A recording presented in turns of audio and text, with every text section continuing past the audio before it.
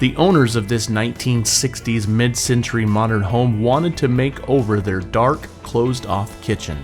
The dysfunctional layout discouraged family cooking night. The custom cabinetry in this quartz-topped island now houses a cooktop, built-in oven, and microwave, providing ample workspace and additional storage.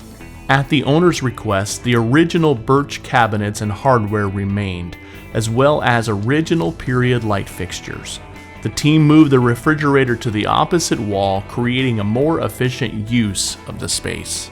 The homeowners can enjoy key architectural elements such as the original exposed wood beams and A-frame shaped windows from all major floor areas.